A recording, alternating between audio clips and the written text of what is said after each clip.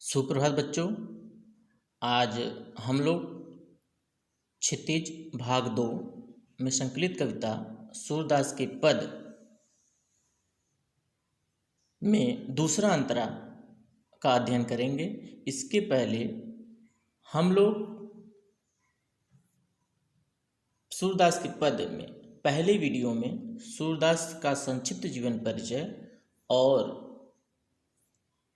पहले पद का अर्थ स्पष्ट किया गया था, उसके भावार्थ को हम लोगों ने समझा। आज हम लोग सूरदास के पद में दूसरा पद का अध्ययन करेंगे। पहले पद में आप लोगों ने देखा कि किस तरह उद्धव और गोपियाँ आपस में संवाद कर रही हैं और गोपियाँ उद्धव को किस तरह तेल की गगरी, पुरैन पात इत्यादि उदाहरण के द्वारा उन पर व्यंग कर रही हैं। और उसी क्रम में आगे दूसरा पद आता है जिसमें गोपियाँ उद्धव से कह रही हैं। क्या कह रही हैं?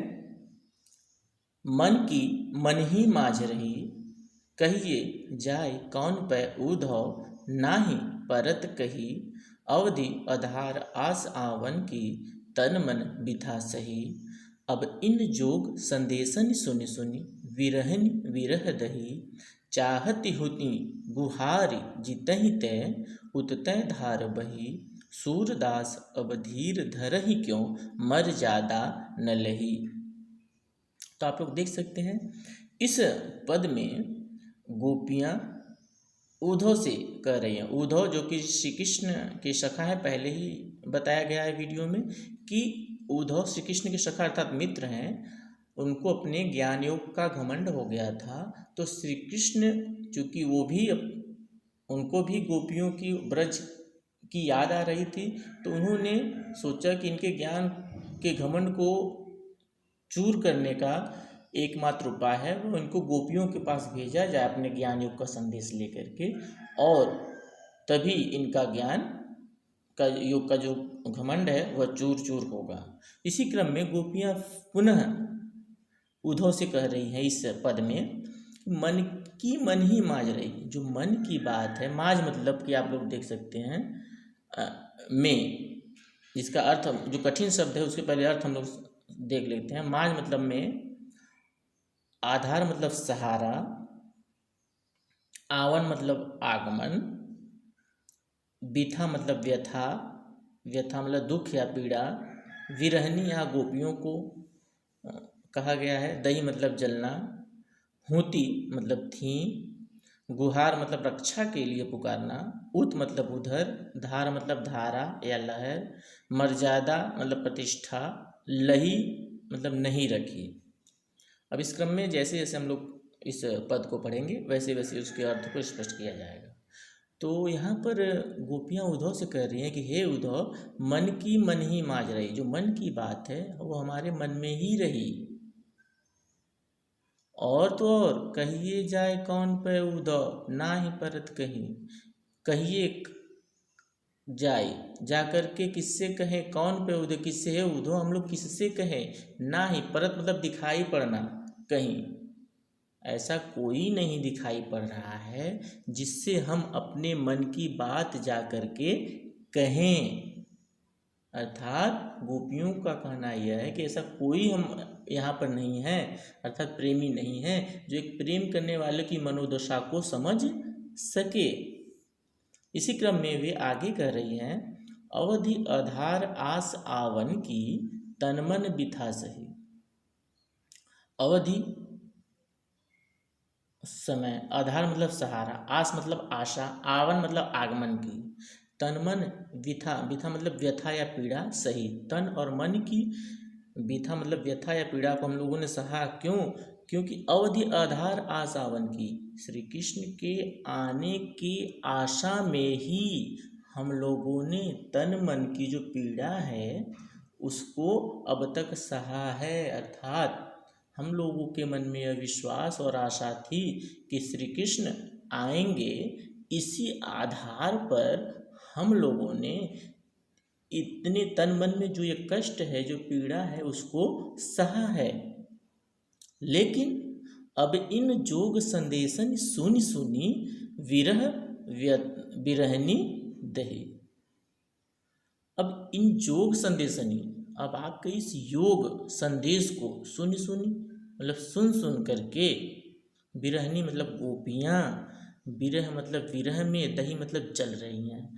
अब आपके इन योग संदेश को सुन सुन करके हम गोपियाँ और भी जल रही हैं, अर्थात आपका यह योग संदेश आग में घी का काम कर रहा है। जिस तरह आग में घी डालने पर वो और भी भभक करके जलने लगती है, उसी तरह एक तो हम पहले से ही श्री कृष्ण के विरह में पीड़ा से व्याकुल हैं और उस पर से आपका यह योग संदेश हमारे विरह की अग्नि को और बढ़ा दे रहा है। तो आपका यह योग संदेश भी सुन सुन करके हमारी जो विरह जो पीड़ा है वह और भी बढ़ जा रही है और भी हमें जला रही है। तो इसलिए आप अपने योग को अपने से पास ही रखें। और तो और गोपियाँ क्या कर रही हैं? चाहती होती मतलब थी, चाहती थी, गुहार मतलब रक्षा के लिए पुकार, जितहित जिधर से, जितहि मतलब जिधर, तय मतलब से, हम लोग रक्षा की पुकार चाह रही थी कि हमारी रक्षा करने वाले कोई आएंगे। उत तय धार बही, उत मतलब उधर से, तय मतलब से, धार मतलब वो लहर, बही मतलब बह रही है। कौन सी लहर? ज्ञान योग रूपी जो लहर है, ज्ञान का जो संदेश लेकर के आप आए हैं, वह उधर से आ रही है, जो हमारी विरह की अग्नि को और बढ़ा दे रही है। हम लोग तो चाहते थे कि उधर से कोई रक्षा करने वाले अर्थात श्री कृष्ण आएंगे प्रेम का संदेश लेकर के, लेकिन आप तो उधर से ज्ञान का संदेश लेकर के आए और हमारी विरह की अग्नि को और बढ़ा दिया। सूरदास अब धीर धरहि क्यों मर्यादा न लही। सूरदास यहाँ गोपियों के माध्यम से कह रहे हैं कि अब धीर धरहि क्यों, धीर मतलब धैर्य, धरहि मतलब धारण क्यों करें हम लोग, मर्यादा न लही, मर्यादा उन्होंने नहीं रही। श्री कृष्ण ने अपनी मर्यादा तोड़ दी। उन्होंने जाते वक्त जो वादा किया था कि हम आएंगे, उस मर्यादा को, उस वादे को उन्होंने तोड़ दिया। तो हे उद्धव आप ही बताएं, तो अब हम लोग धैर्य क्यों धारण करें। तो बड़ी ही सुंदर यहाँ पर उक्ति गोपियों और उद्धव के बीच सूरदास ने दिखाया है। और आ जाते हैं इसके शिल्प सौंदर्य की बात। मन की मन, म की आवृत्ति होने का यहाँ अनुप्रास अलंकार है और ब्रज भाषा का सुंदर प्रयोग किया गया है।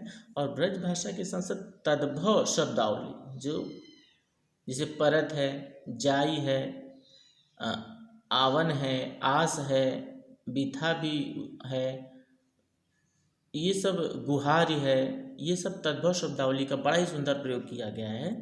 और तो और ये सुनी सुनी में आप लोग देख सकते हैं पुनरुक्ति प्रकाश, जोग संदेशन सुनी सुनी, बिरहनी विरह दही, ब की आवृत्ति का अनुप्रास है। और माधुर्य गुण का प्रयोग तो है ही।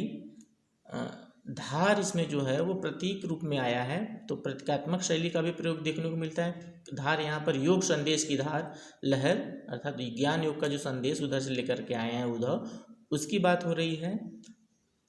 और धीर धरहि में भी अनुप्रास अलंकार है। वियोग श्रृंगार का तो प्रयोग है ही इसमें। तो आज के लिए बस इतना ही। अगले वीडियो में तीसरे पद का भावार्थ स्पष्ट किया जाएगा। धन्यवाद एवं शुभ दिवस।